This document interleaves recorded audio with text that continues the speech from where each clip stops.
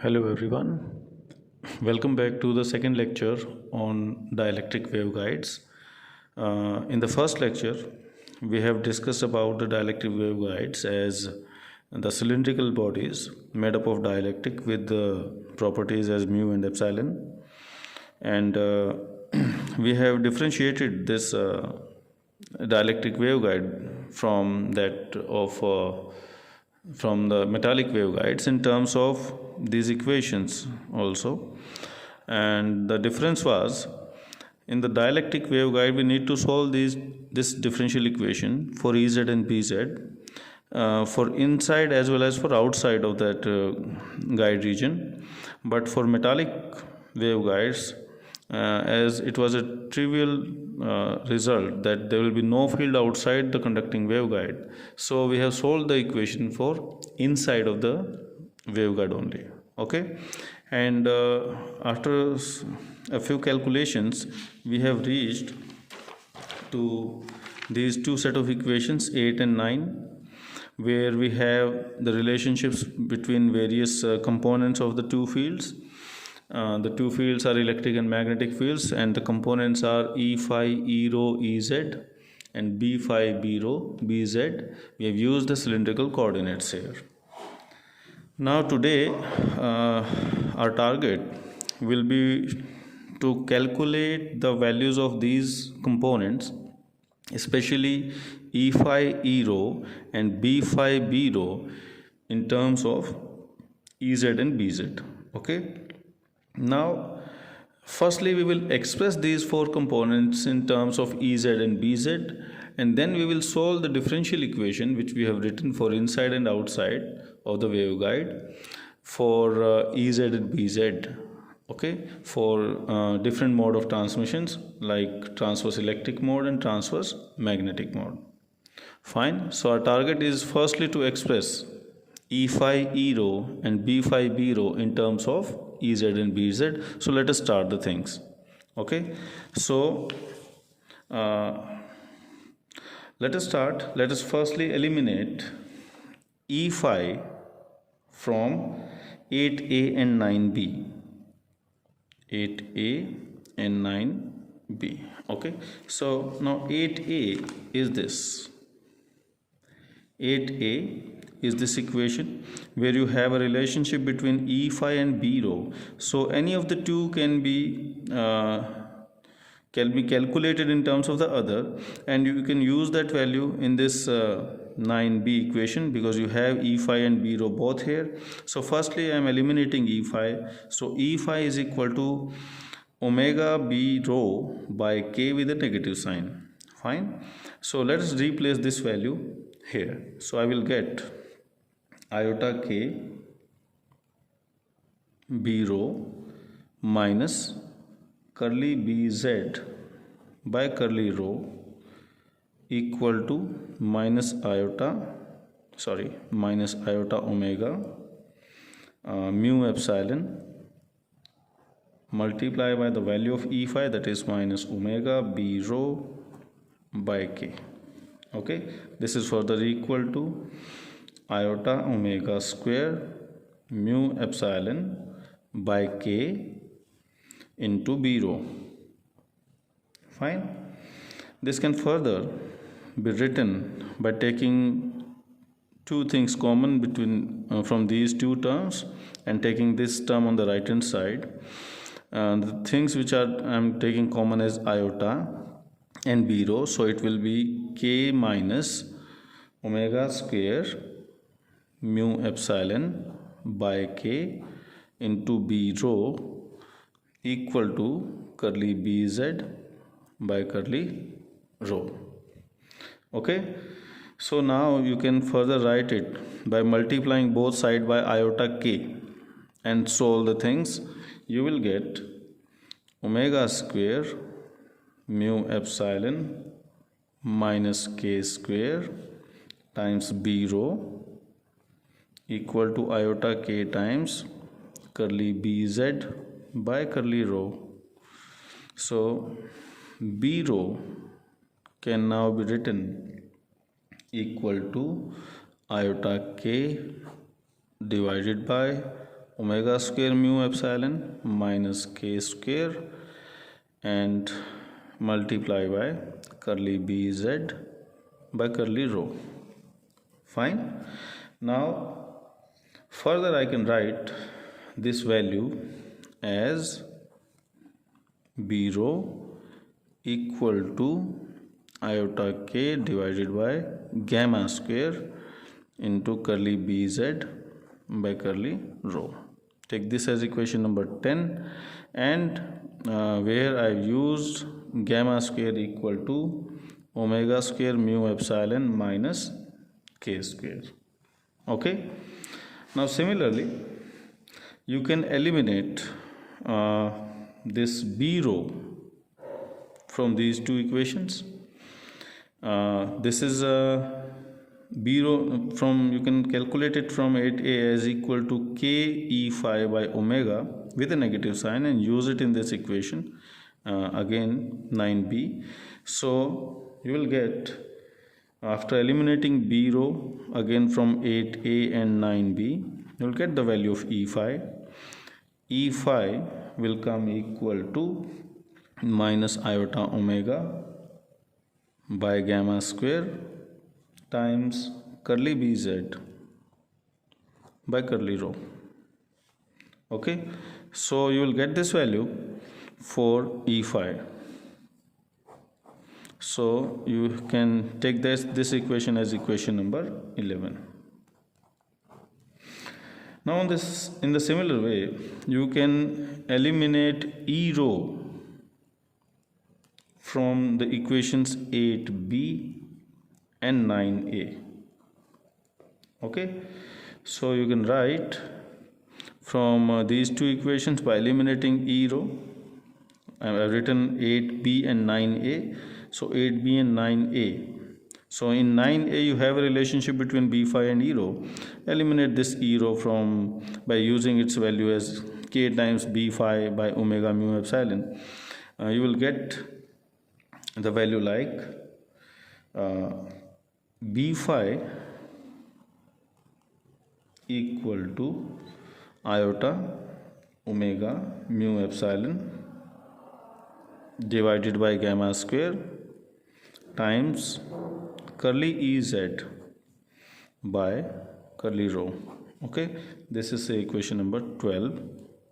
And then in the last you can eliminate b phi from again these two equations 8b and 9a to get the value of e rho.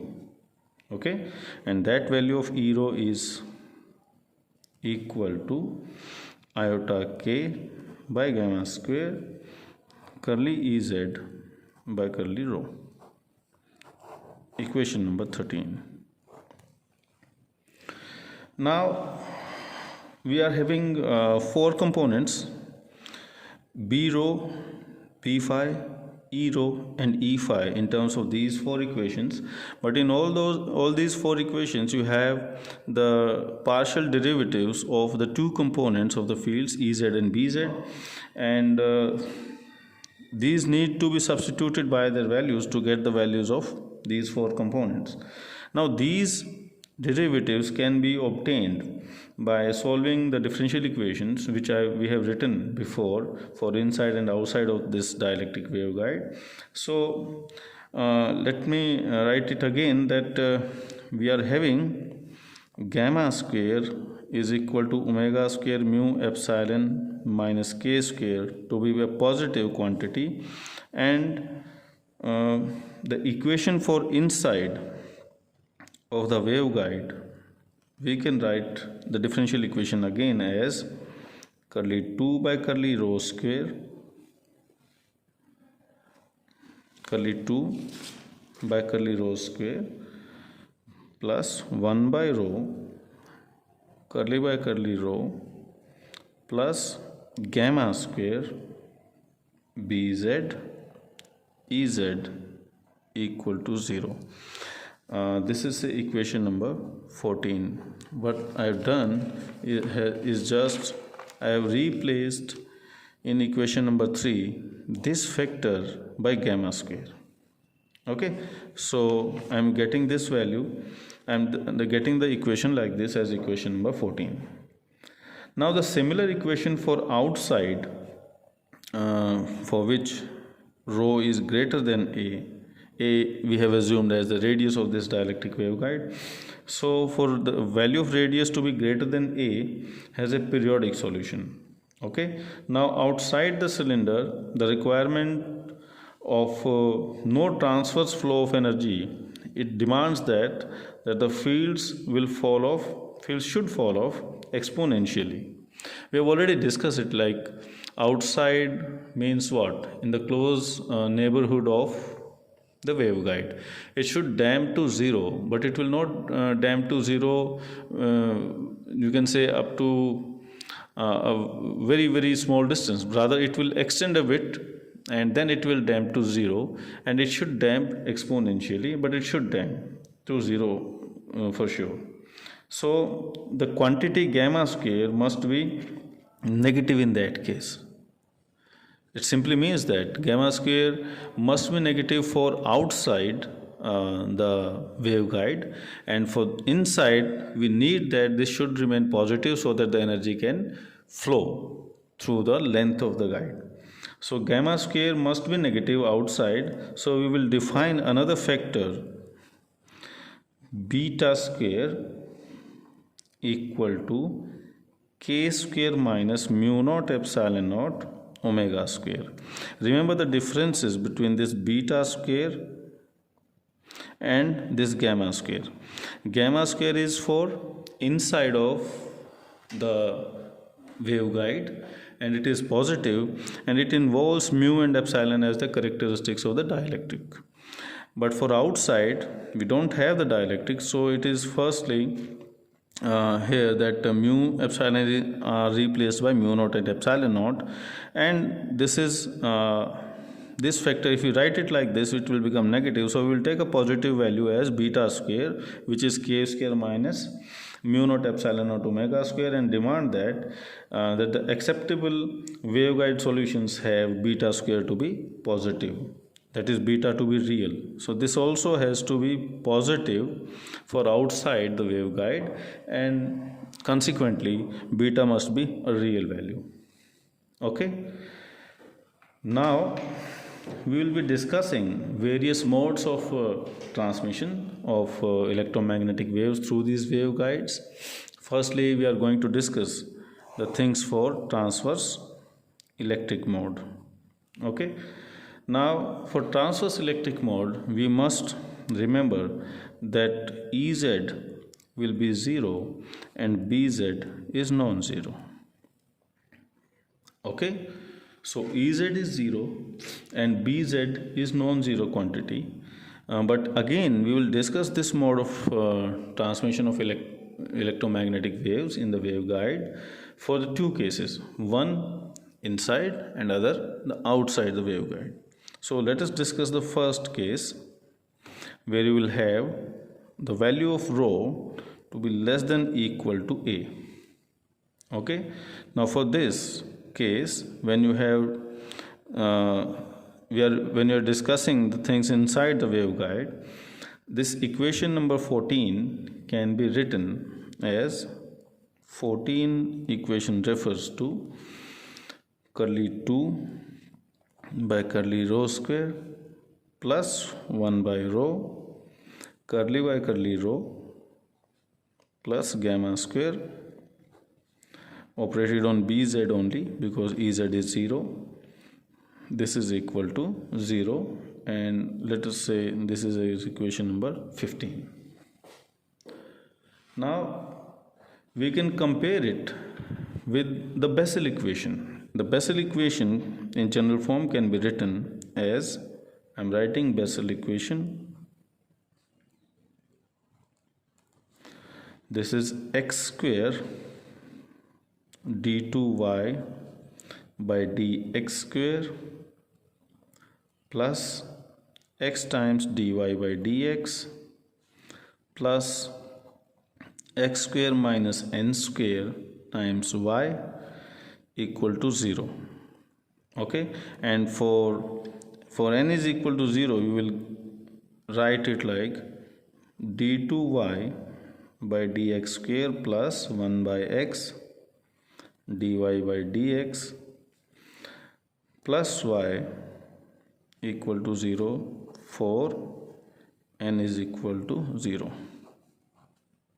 Okay, so we are having a Bessel equation in a form like this, and if you look at our equation, this looks similar. Okay, but if you compare it, you will see that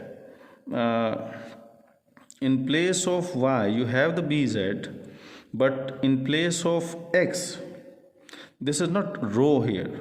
Basically, here you have a coefficient of y as 1, but here the coefficient of bz is gamma square. So this Bessel equation has this, equation number 15 is in the form of Bessel equation by considering this x is equal to gamma times rho. If we consider this replacement, then this equation can be written in this form. Okay, and if we write it, if we try to write it, then this form will become, if we replace x equal to gamma rho, then this equation number 15 which we have written will reduce to this kind of equation, curly 2 by curly x square plus 1 by x curly by curly x plus 1 operated on bz equal to 0. So this is I think the similar form as we have written for n is equal to 0 in case of the Bessel equation. Okay, so we can say that equation 15 is a zero order Bessel equation of the variable gamma rho. Okay, so not only rho but rather gamma rho.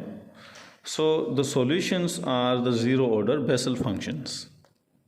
The standard solutions of this equation, that is the Bessel equation for n is equal to 0, are the Bessel functions, zero order Bessel functions, and in the similar way you can write the solution of this equation number 15 as the zero order Bessel functions for the variable gamma rho, and I can write that as bz equal to j naught gamma rho. This is equation number 16. Okay, now from equation 10 which we have written earlier, if you remember, that 10 number equation is this: b rho is iota k by gamma square curly bz by curly rho. This is equation number 10.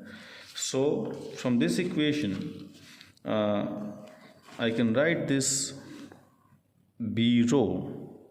10 equation implies b rho equal to iota k by gamma square curly bz by curly rho, curly bz by curly rho, which simply means that this is iota k by gamma square curly by curly rho of this j naught, which is a function of gamma rho. But you know, as we are considering gamma rho as a function, not rho, as a variable, not rho only, therefore you can write this equation on the right hand side of this equation as iota k by gamma curly by curly gamma rho into of what? J naught gamma rho. Okay, now you know that j naught prime x is equal to minus j1x. This is the standard result. So the differentiation of the zeroth order Bessel function is j1, that is j1x in terms of the variable x, but here you are having gamma rho as a, you can say, variable, so you can write this equation as b rho equal to minus iota k by gamma times j1 gamma rho. Okay, this is equation number 17. So basically you have calculated this component b rho. Okay, you are having the value as iota k by gamma j1 gamma rho. Fine. Now in this case we have calculated b rho. In the same way you can calculate E phi, which is equal to minus iota omega by gamma square curly bz by curly rho. Again you can write the similar things like minus iota omega by gamma square curly by curly rho of j naught gamma rho. Further write it in terms of this differentiation in terms of the gamma rho.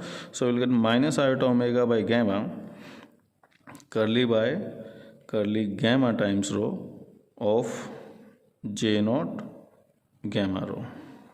Okay, so this can further be written as E phi equal to iota omega by gamma j1 gamma times rho. Okay, so this is equation number 18. So this was the case for inside the waveguide. Now the same thing can be done for outside the waveguide. And second case, when you have the situations for rho as greater than a, you can write equation 14 now. Now remember, for outside we have already taken one condition here, that we will be using beta square instead of gamma square. Okay, so I can write the equation 14 as again curly 2 by curly rho square plus 1 by rho curly by curly rho minus beta square bz equal to 0. Okay, so this is equation number 19. Now if you compare it with the modified Bessel's equations, in which x is replaced by iota x, you will get the modified Bessel equation as x square d2y by dx square plus x times dy by dx minus x square plus n square times y equal to 0. Okay, again you can take n is equal to 0 and divide it by x square. You will get d2y by dx square plus 1 by x dy by dx minus y equal to 0. Fine. Now compare this equation with 19, that is 19 number equation with this standard equation. We can see that again in the similar way we can say that the solutions of equation number 19 are the modified Bessel functions. Okay, so the solutions I can write about this equation is, as I can write it like as bz equal to a times k naught beta rho, where a is some coefficient. This is equation number 20. Okay, now this b rho, again you consider the same thing. From equation number 10 you can write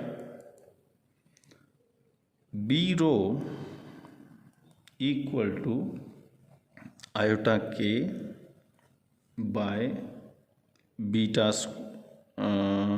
okay, it is gamma square but it should be replaced by beta square. Sorry, this is beta square, curly by curly row of this value. This is bz. This bz is now replaced by a k naught of beta rho. Okay, so this can further be written as equal to iota k by beta. One beta is taken with rho, and it is ak1 of beta rho.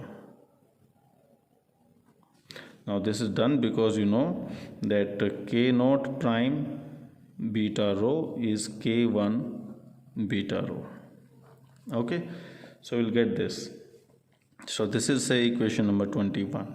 You'll get the value of b rho here for outside the waveguide. And in the similar way, you can write E phi equal to iota omega minus iota omega by beta times k1 beta rho.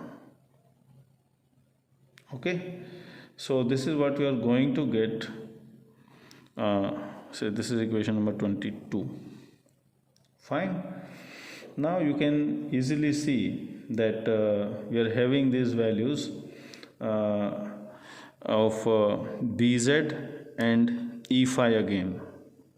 Fine. So this is a times k1 beta rho. So we have got the two values of the fields. One is b rho, other is E phi. One for the inside of the waveguide as equation number 17 and 18, and then for outside the waveguide we have got it for as 21 and 22 number equations. Now we will be discussing some boundary conditions which these fields need to satisfy at say rho equal to a. So these the boundary conditions and other you can say relationships between various quantities will be discussed in the next lecture. And in the next lecture we will also discuss the transverse magnetic mode, and we'll calculate again these components and by satisfying various boundary conditions, and we'll be again deriving some frequencies which are allowed to be transmitted through these waveguides in these modes of transmissions. Fine. So that's it for today's class. Have a nice day.